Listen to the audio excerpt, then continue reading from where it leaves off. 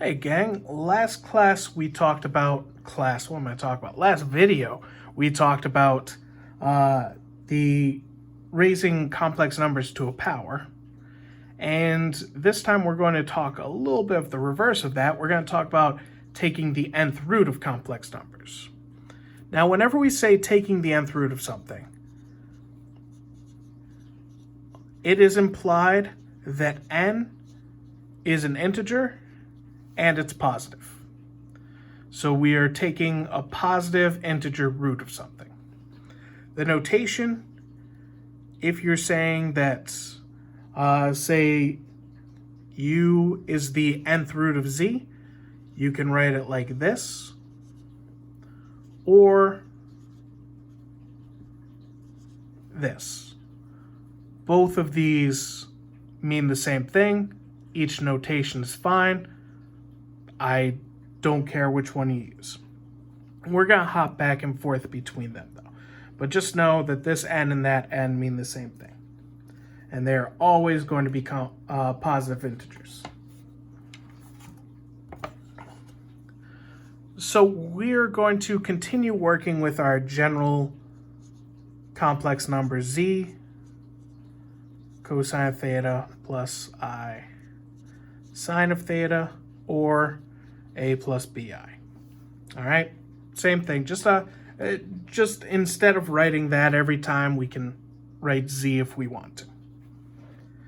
So let's say we have that situation that we just established, that z equals u to the n.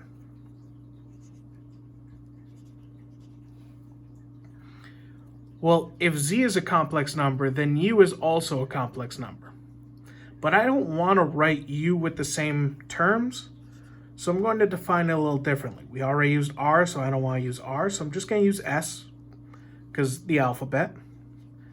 And I already used theta, so I'm just going to use beta for the angle here.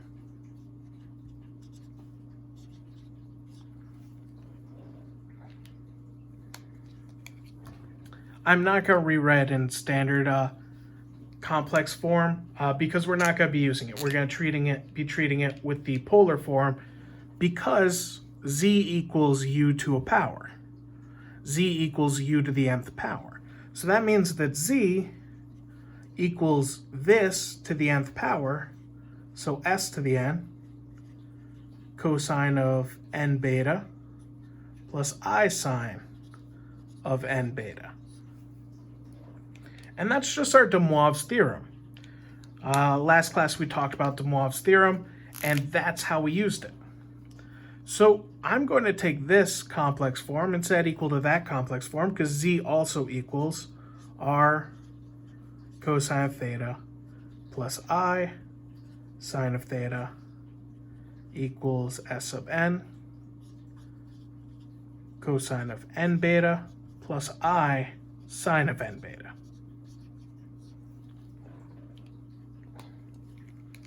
Now, these are both complex numbers. So that means if they're equivalent complex numbers, their position should be the same distance from the pole or the origin, depending whether you're working rectangularly or in the polar trig form. We're working in the polar trig form, so the distance here, these would be the same. R and s of s to the n would be equal. Because if these complex numbers are the same, their radii, their distance from the pole, should be the same. So r equals s to the n, and that's equivalent to s equals the nth root of r.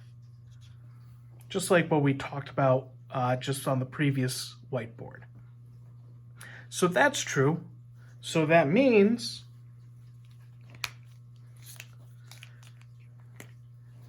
that the r and the s of s to the n would divide off, leaving us cosine of theta plus I sine of theta equals cosine of n beta plus I sine of n beta. Well, in order for this to be true, this equation to be true, the imaginary terms would have to be equal, and the non-imaginary terms would have to be equal. What that means is we have essentially two equations for this. We have cosine of theta equals cosine of n beta, and sine of theta equals sine of n beta. So both of these need to be true. Both of these need to be true in order to work. Now your first instinct would be, oh, well, that just means theta equals n beta. But that's not necessarily true. There's other values that would make sine equal to itself. There are other times when sine or cosine are equal to themselves. And the most straightforward one, in our sense of having the same radius, if we want these radii to be the same, we're not going to be dealing with situations where it's like cosine of pi over 6 is the same as cosine of 11 pi over 6. So we're not going to deal with that. We're going to deal strictly with the coterminal angles, because both of these have to be happening. If theta was pi over 6 and n beta was 11 pi over 6, this one would be true, but this one wouldn't be true. So we want situations where both of these are true, and the only time that happens is with coterminal angles.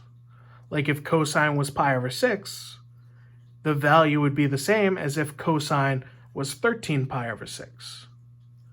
And when sine is pi over 6, its value is the same as when it's sine of 13 pi over 6. So the only cases where both these equations work is when we're adding a multiple of 2 pi. And it doesn't matter which one you add it to. I just add it to the theta because we already have something with the beta. And also, we don't want the beta anymore. The beta isn't from our original z, so we would want everything in terms of, we would want to have our theta. So we want to get rid of that beta. We already have a way to get rid of the s. S is equal to the nth root of r. So we want to get rid of that beta. So n beta is a period apart from theta, or multiple periods apart. And that means that beta equals theta plus 2 pi k over n.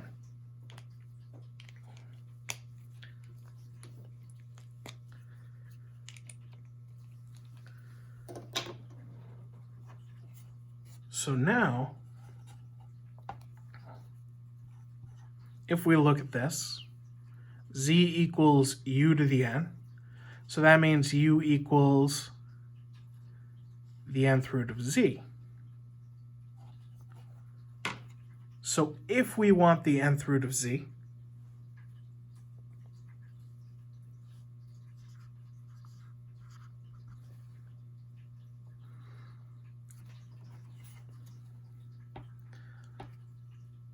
the nth root of z is equal to u. U was s. S was nth root of r. So it's the nth root of r. It was cosine of beta. Beta is theta plus 2 pi k over n, and then plus I sine of theta plus 2 pi k over n. And we're maintaining that same k is an element of the integer set. So this is how we can find the nth root of a complex number. Now there is just another little addendum that we need to have. It's actually not just k is an element of z. K is actually equal to 0, 1, 2, all the way up until n minus 1.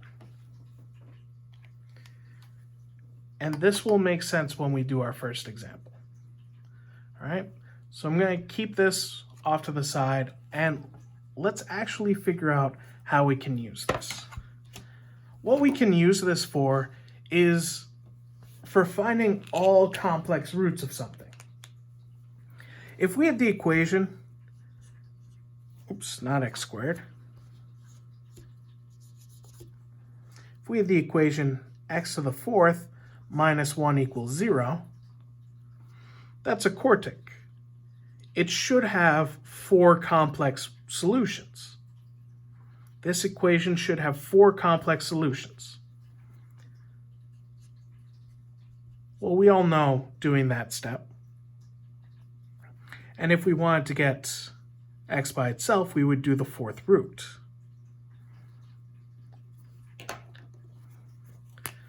So we're going to be doing the fourth root of 1. So I'm going to let z equal 1. So z is our complex number.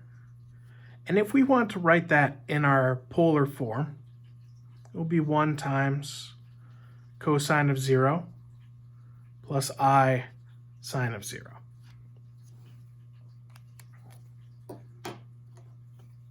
Oh, that's supposed to be 0.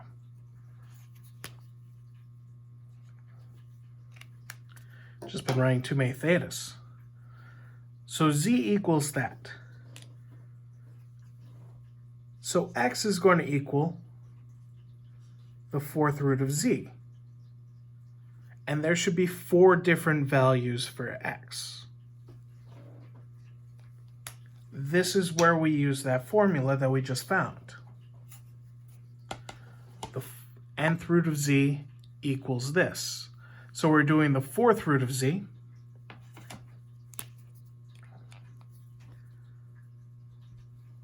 So it equals the fourth root of r, which was 1, times cosine of the angle 0 plus 2 pi k over n, which was 4, plus I sine of 0 plus 2 pi k over 4. So we're going to have 4 solutions here. Our first solution, we're going to let k equal 0. So I'm just going to say z sub 0 to differentiate. Let us know that k equals 0. And I'll actually write z sub k here. Well, the fourth root of 1 is just 1. So I'm just going to ignore that. But if we plug in 0, it's 0 plus 2 pi times 0. So it's 0 over 4 cosine of 0 plus I sine of 0 over 4. I sine of 0. Well, cosine of 0 is 1. I sine of 0 is 0. Well, I times 0, which is 0. So one of our roots is 1, which makes sense. We know, just looking at that positive or negative 1 is going to work for x. Positive and negative 1 are going to work, but that's only 2 solutions. There's going to be 2 other solutions. So let's say if k equals 1, so z sub 1. The fourth root of 1 is still 1. And if we plug 1 into here, it's 0 plus 2 pi over 4. 2 pi over 4 is pi over 2. So it'll be cosine pi over 2 and I sine of pi over 2. Well, cosine pi over 2 is 0. Sine of pi over 2 is 1. So it's I. So I to the fourth is 1. That checks out.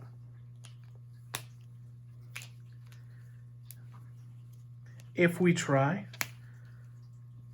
doing k equals 2, oops, z sub 2, 2 pi times 2 is 4, so it's 4 pi over 4, so that's just pi. So plus I sine of pi. So that's -1. That's 0. So it's -1.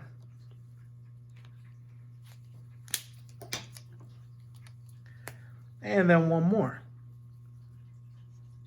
Z equals 3. So if we plug in 3, that's 6 pi over 4. 6 pi over 4 is 3 pi over 2.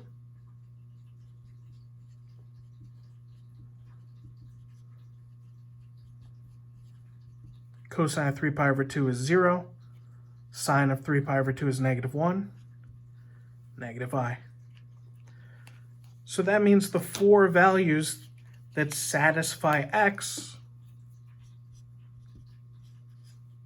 are positive or -1, positive or -I. All right. So that's just a basic example. You guys will have some more challenging ones for practice. But this is how you can take nth roots of complex numbers.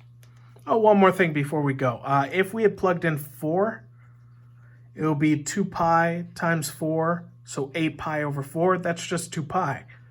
Cosine of 2 pi and sine of 2 pi are the same as cosine of 0 and sine of 0. So if you plug in numbers greater than the n minus 1, you're just going to repeat the cycle. It's just going to go back to the first one, and you'll just repeat. All right? Have fun.